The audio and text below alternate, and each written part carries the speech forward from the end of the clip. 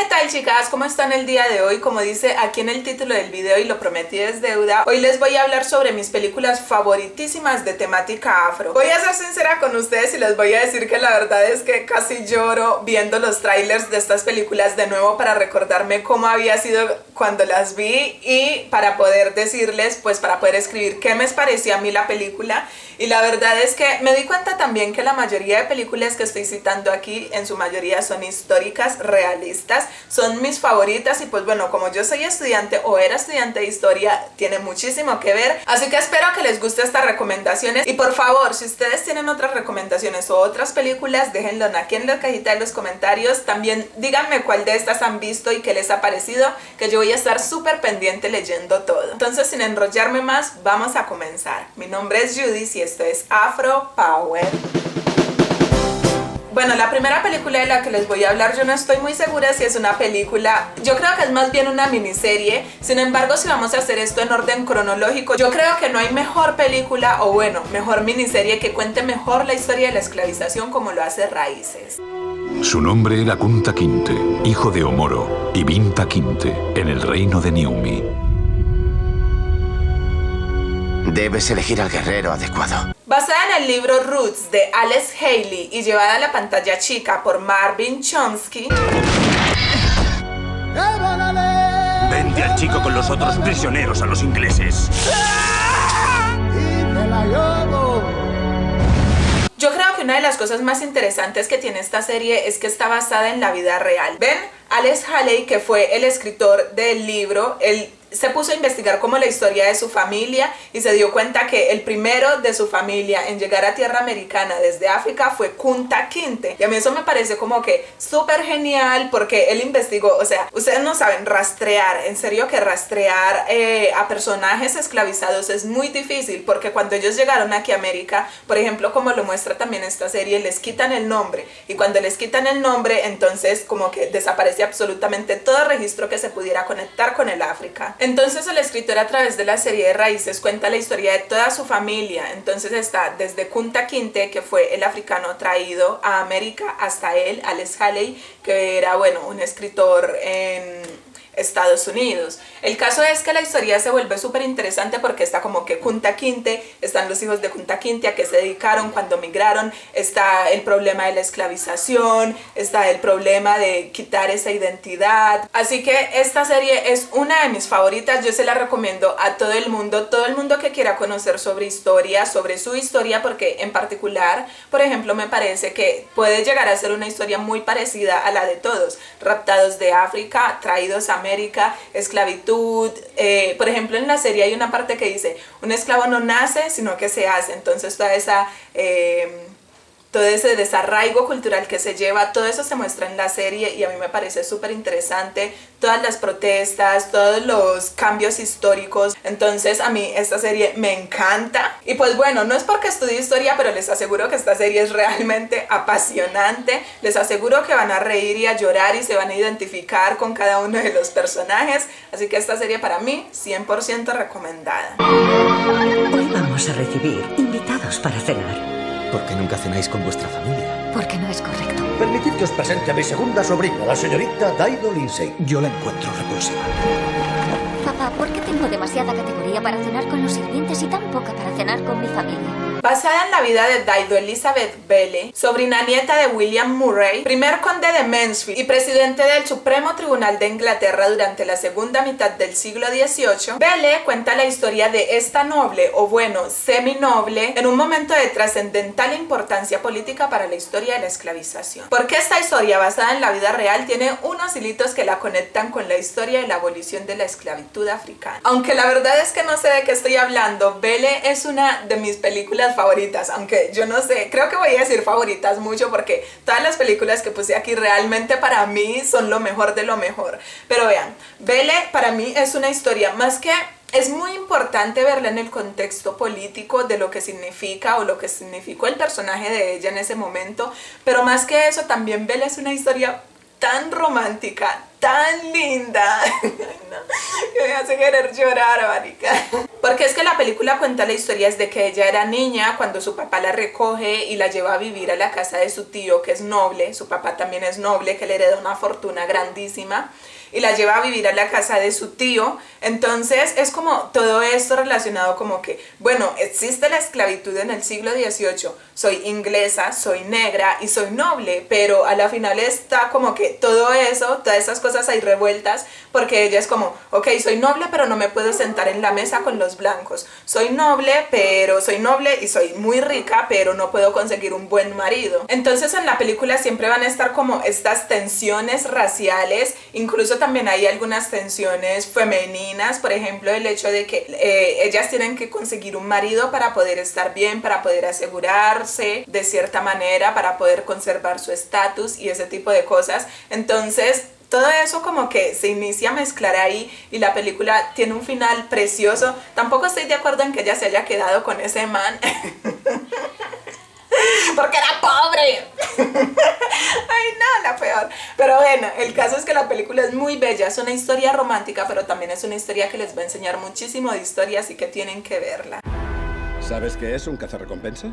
Mata a gente y le dan una recompensa. Cuanto más malos, mayor recompensa. Del reconocido director Quentin Tarantino, bajo el protagonismo de Jamie Foxx, llega Django sin cadenas. No sé qué es esta película aquí porque esta película no es tan histórica. O bueno, sí es histórica, pero la película no tiene un contenido educativo muy firme. La verdad, me parece que no.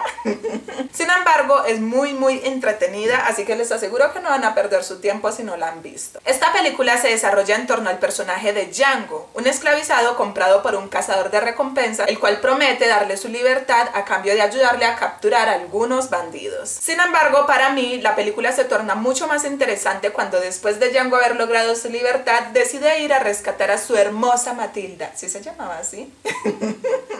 Su esposa, que está en manos de un excéntrico esclavista del sur, protagonizado por Leo DiCaprio. Bueno, como les había dicho al principio, la película es muchísimo más entretenida que educativa. Pero ¿quién no quiere ver a Jamie Foxx sin camisa matando esclavistas y racistas? Tengo unas bellas hijas y una bella mujer. Quiero que puedan caminar libres en su propia tierra. Y pasamos de la guerra y la sangre a la resistencia y el pacifismo. Mandela, del mito al hombre. Esta película es increíblemente buena. Desde la narrativa, la cámara, la imagen, el arte, hasta el guión. Todo perfecto.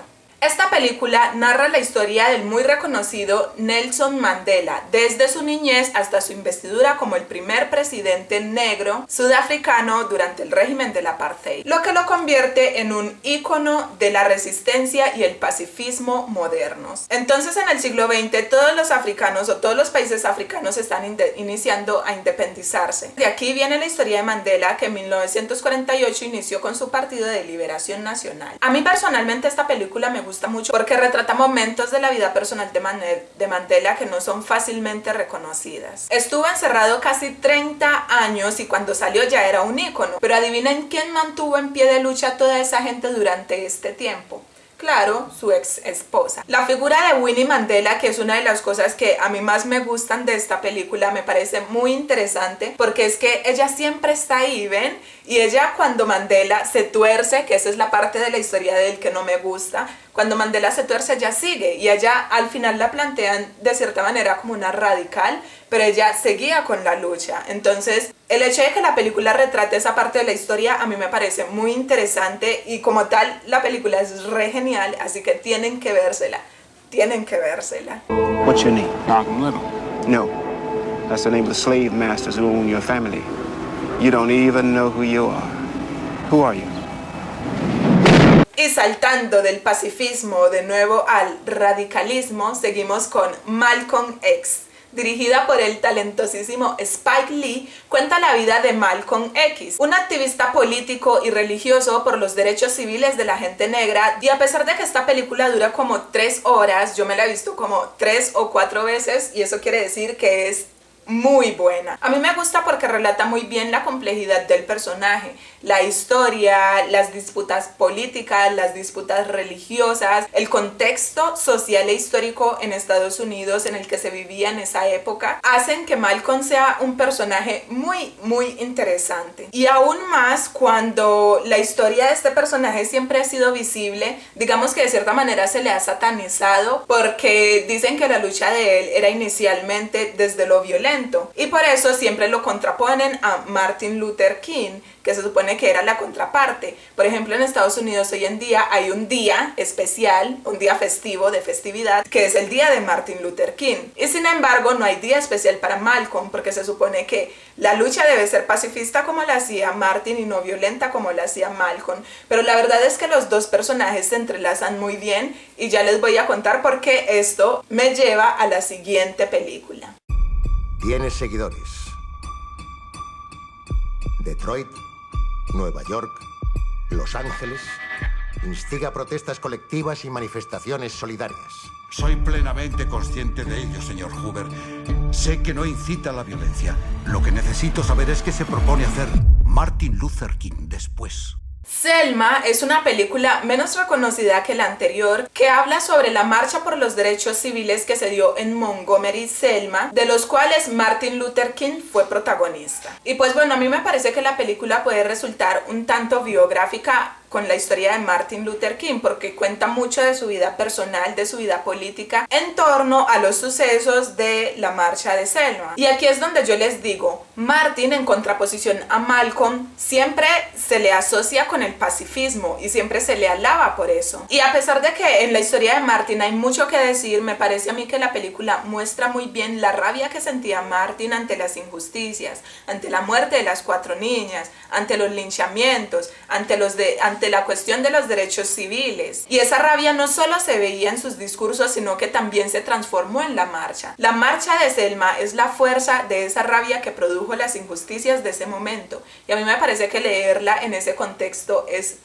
muy importante. Y pues bueno, la cuestión a la final de la marcha, pues toda la cuestión de violencia que se desató, de todos estos policías atacando gente negra, a toda la gente que iba a la marcha pegándole, o sea, era una marcha pacífica, sin embargo la violencia venía de un lado. Y esto me parece muy interesante también, porque es que a la final, ya cuando ven todo este poder que tiene Martin muere de la misma forma que muere Malcolm, es a plomo. Y ahí se conecta esto con la historia de la siguiente película.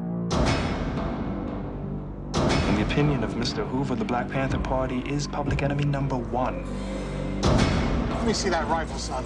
This is my private property. According to California law, we got a constitutional right to bear arms. Well, is it loaded? I tell you, officer, it wasn't, but now it is. La película se llama Panther y está aquí en YouTube, pero tienen que buscarla bien porque vean, yo me he demorado un montón intentando buscar el tráiler y todo porque está como que súper censurada. Tienen que poner exactamente el tipo de película que es para que la puedan ver, porque ya por ejemplo está también con esto de el Black Panther de Marvel, entonces como que se tapan ahí. Es Panther de 1995, así tienen que poner. También inspirada en los años 60, Panther cuenta la historia del Partido de las Panteras Negras, que aunque los críticos aseguran que son más de corriente malcolmiana por la cuestión de la violencia, a mí la verdad es que me parece que tiene mucho de Malcolm y tiene mucho de Martin, y el partido nació exactamente después de la muerte de estas dos personalidades. El Partido de las Panteras Negras es bastante complicado porque eran los ideales de la anterior generación, los ideales de Martin y los ideales de Malcolm en jóvenes universitarios armados. Nosotros no profesamos la violencia, somos víctima de ella, así que si te atacan, lo más sensato es defenderse. Así que los integrantes de este partido lo que tenían de característico era que cuando iban a marchar o iban a hacerse una toma política, pues iban armados, aprovechando la coyuntura del momento que se había legalizado las armas de uso civil en los Estados Unidos. Así que ellos pues se iban a marchar armados y se financiaban vendiendo el libro rojo de Mao Zedong. Esta película narra los orígenes del partido y podemos ver en ella actuando a sus personajes icónicos como Angela Davis o Hugh Newton. Creo que sobra decir que el Partido de las Panteras Negras no mataron a nadie nunca, sin embargo la mayoría de sus miembros fueron acribillados. Incluso todavía hay gente del Partido de las Panteras Negras en la cárcel en estos momentos. Ángela es un caso particular. Quiero escribir sobre las criadas y su punto de vista. Un libro así no se ha escrito nunca. Por algo será. Esas mujeres que crían niños blancos y ni siquiera pueden usar el aseo en nuestras casas. Minnie, ¿estás ahí? Esta película es ya icónica y probablemente no tenga que hacer una descripción porque su reputación y el pastel de caca la preceden. Pero vamos a intentarlo. Criadas y Señoras es una película que a mi modo de ver resulta un poco controversial. Narra la historia de Eugenia, una mujer blanca que va a la universidad y de regreso a su pueblo en el sur decide que quiere escribir un libro sobre la vida de las sirvientas negras. Y a pesar que el libro gira en torno a esta historia, que es la historia del libro que va a escribir Eugenia, para mí esto no es lo importante. Hace algunos años yo escuché a alguien leer un poema maravilloso que no sé de quién era, tal vez alguna de ustedes lo haya escuchado algún día, pero les voy a decir más o menos de qué se trataba. Creo que el poema giraba en torno a una marcha que había por el derecho al voto femenino. Entonces llegan unas mujeres blancas a un restaurante donde está atendiendo un hombre negro. Entonces estas mujeres blancas como que le piden al hombre negro que las atienda. Mientras que, por ejemplo, ellas hablan en su mesa, creo,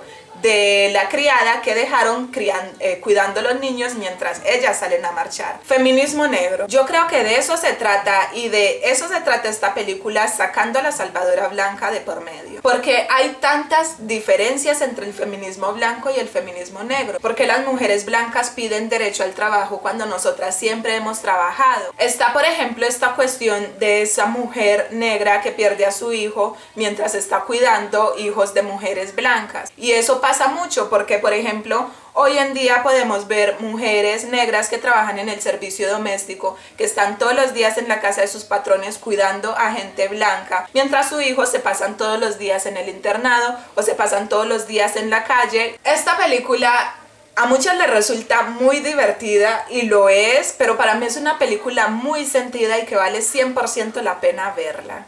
Dear white people, the minimum requirement of black friends needed to not seem racist has just been raised to 2.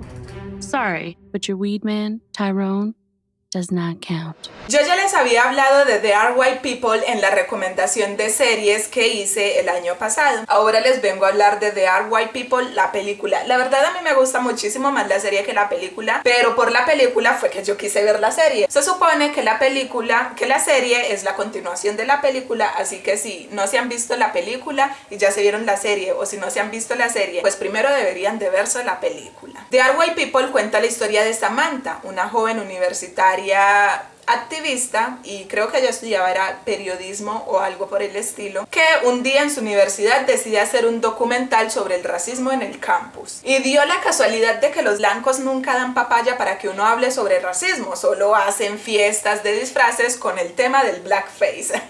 La película básicamente gira en torno a esto, en torno a este documental que va a hacer Samantha para su clase y cómo los activistas negros van jugando papeles en esta historia. ¿Qué pasará a la final con esta fiesta racista de blancos en un campus universitario rodeado de activistas negros? Es lo que ustedes tienen que descubrir yendo a verla. Las manos en la cabeza, señora. ¿Quieres hacer lo que te dice? Señora, ¿lleva encima alguna pistola, cuchillo o algo que pueda encontrarlo? El expediente de su hermano. Ese chico se pasará la vida en la cárcel por robar un coche. ¿Y para que eso desaparezca solo tengo que culpar a un posible inocente? Para finalizar, tengo una novedad. Crash. Dirigida por Paul Higgins, esta película es indescriptiblemente buena y conmovedora. Habla muchísimo sobre el racismo y la xenofobia en Estados Unidos en la época actual. Vea, les voy a decir algo. Ustedes no vean el tráiler porque ni el tráiler es capaz de decir de qué se trata esta película. Yo tampoco. Pero espero que el hecho de que les esté diciendo que la vean baste para que la vean. La historia no gira alrededor de ninguna historia. Son muchas historias y son historias entrelazadas, historias cruzadas. Entonces de esta película hacen parte una familia de musulmanes, una familia mexicana, un matrimonio negro exitoso, un matrimonio blanco exitoso, un policía blanco, un detective negro, unos pandilleros negros y así. Ustedes no saben, esas historias se van a mezclar de una manera que ustedes van a decir, ¿qué pasa aquí? Porque nos va a mostrar, por ejemplo, la cuestión del racismo y la xenofobia actual. Entonces, que sí existe el racismo, que existe el racismo en la policía, que existe la cuestión del elitismo, que existen un montón, o sea, es que son un montón de temas, porque es que sí, es racismo hacia los negros, pero también hay xenofobia hacia los mexicanos o hacia los latinos. También hay xenofobia hacia los musulmanes. Los musulmanes bueno, los blancos tienen xenofobia, digamos, de cierta manera hacia los musulmanes, pero los musulmanes hacia los mexicanos. Y bueno, eso ahí se va volviendo una cuestión, un rollo bastante complicado, pero yo estoy segura que si ustedes lo ven, algo les va a dejar de aprendizaje esta película y para mí es 100% recomendadísima. Y bueno, chicas y chicos, hasta aquí va el video de hoy. Estoy un poco conmovida porque recién me doy cuenta de que todas las películas que he anotado son gringas, son de Estados Unidos. Y eso me hace sentir un poco triste porque me hubiera gustado, y yo sé que en el momento también pensé en incluir alguna película colombiana o alguna película latina que hablara sobre la gente negra. Sin embargo, uno no encuentra muchas películas que hablen exactamente de esto con una claridad y con un respaldo histórico importante. Hay algunos documentales que pueden ver, que también les puedo hacer un video sobre documentales que pueden ver, que en ese caso sí hay algunos de historia negra colombiana. Sin embargo, como tal, películas o cine que hable sobre la historia negra de Latinoamérica no